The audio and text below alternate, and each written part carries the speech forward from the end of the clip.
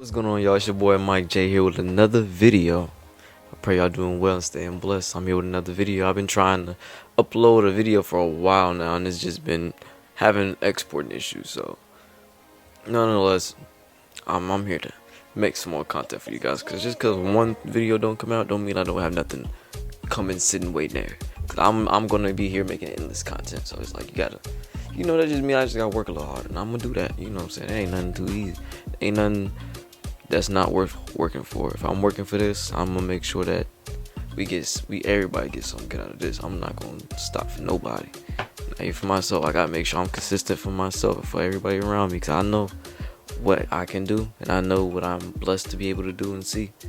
God willing, I pray that He can allow me to do what I feel like I can do best. So I pray y'all doing well, staying blessed, and staying in good spirits. You know what I'm saying? Keeping yourself uplifted mentally, physically, and spiritually. You know what I'm saying? Making sure you got everything going on that you want to get going on. You know what I'm saying? Make sure you stay in fulfillment with yourself, so you don't have to worry about what's going on. Per se, I'm just speaking from what's on my heart, because you might not be able to relate, but I'm just, you know what I'm saying, trying to keep it transparent. Today's video gonna be a nice special video. He's a returning person I've watched on my channel. So if you liked his videos prior, we got another home team history video. This video is gonna be on African things that has been African achievements that's been wrongly identified. Like there be someone that it'll be an African descended person that has founded something or invented something that's achieved something great, but the person that they'll give the credit to, it's completely different. It's very common in today's age. No matter where you're at, you might not even know the truth, or if you do know the truth, from where I'm speaking from, on American soil, a lot of things I've seen, or just like a lot of things I witness on an everyday basis is some layers to some things. Once you feel like you learn something else, it's another thing that's underlying that hasn't been spoken of, or depending if you're in the right situations, in the right environment, you won't just hear it, you won't be knowing. And it's not to fault anybody, it's just like, wow, you might have a different perspective, you might learn something or understand yourself a little bit more. So that's a more understanding underlying reason why I like these videos. These videos help me understand myself more, understand my history and the people I'm connected to. I get to learn my history. If you are Afro-descendant in America, I bet you would like to learn your history if you could. This is a free app right here. I'm gonna just do this because I like it. So if you like it, drop a comment. Let me know what's your favorite part of the video, or some more Afrocentric vibes you want me to see. I'm not gonna stop with just this guy. I'm gonna try and do more diving in and try to find everything, because I still gotta do dancing videos, still gotta do some more. So got a lot of things in store. So let me get my camera set up so this joint don't die on me. Alrighty, we finna get to this vid. 3, 2. What you? Hey, who you? What? Ooh, watch out! Oh, yeah. Ooh, yeah. What you think you get? Ooh, what you think you got? Hey, my fault. 3, 2, 1. As many of us know, African history has been denigrated for quite some time. Fortunately, the modern era has advanced more genuine scholarship. We still have our struggles, but with new perspectives and access, we've collectively been able to put the pieces of history together a lot better. It can't stop today, us, man. I wanted to briefly remind the diaspora of how intellectually dishonest some early scholarship was when it came to the discourse of Africa's achievements. He's very informative.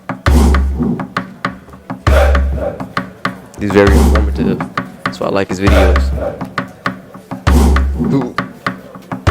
What up, African world? It's Home Team here, and welcome back to another video of African history, culture, and worldview. By supporting this channel on Patreon, you're helping in the creation of these videos and contributing to this content. On Patreon, you can find more in-depth courses on African history. The link to Patreon is in the description box below. Interestingly enough, early scholarship from what I've seen is a mixed bag. You can certainly find some of the most honest and genuine reflections of African civilization from non-African explorers and observers. So it's not completely fair to say that all early scholarship or observation concerning African civilization was disingenuous or bankrupt. The idea of African achievement or civilization was perhaps so controversial during those times due to the perceived equivalence between enslavement and historical or moral failure. On a surface level, that mindset may be an effective utility as it relates to morally justifying violent actions, but it was clearly ineffective in measuring or evaluating all components of human potential, intellect, or activity. This is one of the reasons why we see the patently ridiculous claims of early travelers and scholars when assessing African achievements. Their paradigm is calibrated to explain it away. One African achievement that was initially attributed to outside sources was the fantastic ruins of Great Zimbabwe. Believed to have been built around the early 12th century, Great Zimbabwe was located in the modern country of Zimbabwe, and it's the largest stone ruins below the Sahara. The evidence suggests that Shona kings and the very elite lived in the marvelously built stone fortifications. These brilliant edifices were the center of a flourishing gold trade that spanned across the Indian Ocean. The Shona people built the stone structures without mortar, which was indicative of a unique African style. The structures are so impressive that the modern nation of Zimbabwe took inspiration from the site. The Hongwe totem bird found at the site is a national symbol for the country of Zimbabwe today.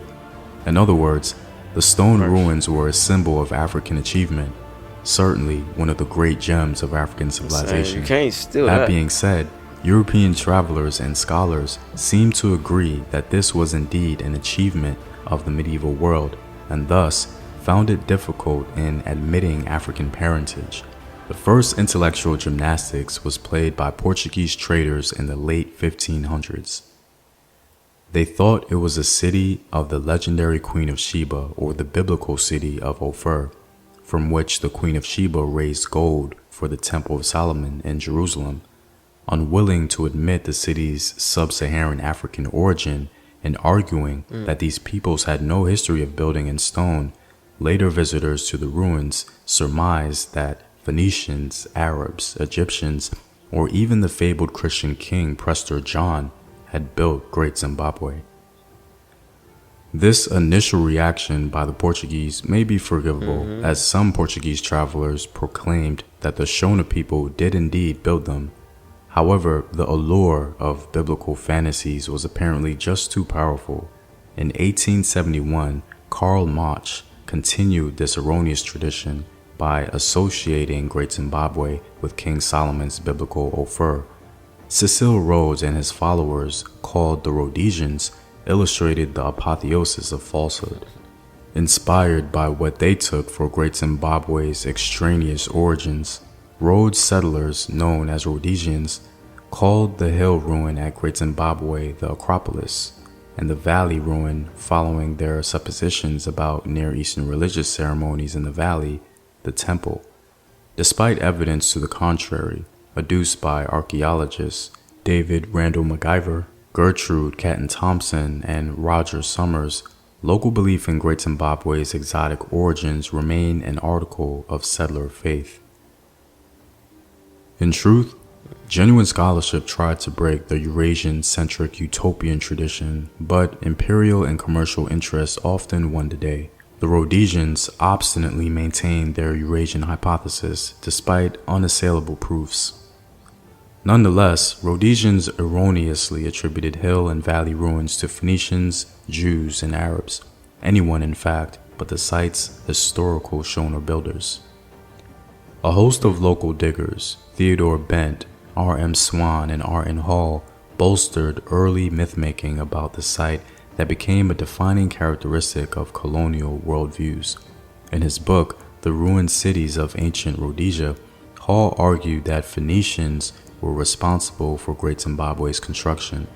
Ancient Semites had provided the organizational skills and the intelligence without which the Shona could never have built their architectural marvels. Another African achievement attributed to other people were the beautiful Ife heads of the Yoruba people. The brass and terracotta sculptures of the Yoruba city of Ile-Ife are among the best in the world. By the 10th and 11th centuries, Ife was a flourishing city with a lavish court for its ruler, who was known as the Oni. In addition to his political leadership, the Oni was also considered the spiritual leader of all the Yoruba. Although Benin and Oyo were more powerful cities, Ife was revered for its religious and cultural importance, especially its art and sculpture. Ife was also renowned for its bronze castings, which were made using the lost wax process, the same technique used by the ancient Greeks. The beauty and splendor of the Ife sculptures are undeniable. It exemplifies African achievement, and it's certainly on par with any in the world. This is so creative. In fact, what was all the more impressive about the sculptures and testament to the African skill and mastery of metallurgy was how the artists at Ife created casts of nearly pure copper, a feat that artists of ancient Greece and Rome, the Italian Renaissance, and Chinese bronze casters never achieved. Based on this historical perspective, one can imagine how impressed foreigners were upon their discovery of the Ife sculptures. Reflexively, they were critical or outright denied African invention. Leo Frobenius, a German archaeologist, was the first to undertake serious work in Ife in 1910, and his ethnographic study was the principal source on this topic. They got a picture of this man. Hold on. Frobenius was soon afterwards taken to a grove of Osanyan to the northwest of the palace. The main feature was a nondescript stone, but he was much more interested in two fragments of a terracotta face in a naturalistic style, which he and Martius, his mining engineer assistant, picked up from the ground surface. He thought them reminiscent of ancient Greece and a proof that once upon a time a race far superior in strain to the Negro had been settled here. His most popular find was a brass head known as Olokun. The excellence of that sculpture only affirmed his Eurocentric disposition. Frobenius thought he had found evidence of a Greek colony on the Atlantic coast of Africa. The intellectual leaps were pretty profound, and his publications merely codified it for popular culture. The publication of these finds astonished the art world, just as Frobenius had been astonished almost 30 years before. The heads were unlike any known African art, and being in a style of quasi-mensurational naturalism, had an immediate appeal to those trained in the canons of European taste. These heads could be judged without condescension as works of art in their own right. They would stand comparison with anything which ancient Egypt, classical Greece and Rome, or Renaissance Europe had to offer. It was assumed that they must have been made elsewhere than Ife and imported, or else, since many of the heads are clearly Negroid, made in Africa by an artist working in one of these traditions. The evidence which pointed to an African origin was scarcely considered. The attribution of African achievements to non-African sources proves the bankruptcy of the dark continent trope. Thankfully, we're slowly moving away from that tradition. Well, I'm all out, guys. If you like these videos and want to help in its continued production, consider supporting the home team on patreon.com. The link is in the description box below. Know thyself. Remember your ancestors. Peace. For sure. I'll do it for that video. I really appreciate these videos, because it'd be crazy, because I've understood that this one I gotta rewatch this video so it can actually stick if I retain what I watched. But this with the mask, I knew that was I could tell. No, someone didn't need to tell me that this was. It's kind of wild to now know that really people really didn't believe that African people, someone of African descent, can be this artistic or just be this intellectual. Because them being able to make these masks is like he said, that no other country or big name out there could do that. So it's like, instead of just trying to dive into how these people at the land that they're on, because they're not in their home, they're not where they're from, they're in a totally different land, they can't just take, like, that's weird to me. Like, you gonna take credit for something that you just seen for your first time. You can't even, like, it's ridiculous. Then with the Zimbabwe, I didn't really know about that. That was interesting to learn, because it'd be crazy. they'll have the slaves build something, or have the servants in that area build something, and then like they take credit. It don't make sense. It don't make sense, bro. What purpose does it make? Because they can't remake it. They try to remake it as much as they can, but when you go and dwell on how deep it can get from its origins, but they can only replicate it so many times without actually going to the origins to see them authentically make it. It's like they said in their own, they create not even culture building. They just releasing their creative gift. They showing their skill, living, bro. We as a people are so amazing, bro. It don't really matter. I don't even know. Let me just get to wrap this video up, cause I really did enjoy this video. It'd be crazy to see how recent these things are. Not even recent, but just like how it's just coming about. And I hope that it continues to jog the message so that we can firmly believe and just have the conversation and actually invest and learn more on and focus on the source of what's good. Because the way the architecture is and the way they creatively made the mask is amazing. And that's something that's great. You should that's what they felt like doing and sharing. Why not learn from the origins and give them their proper respect so they can be free to do all of it. Yeah, okay, my fault. My mom was talking to me.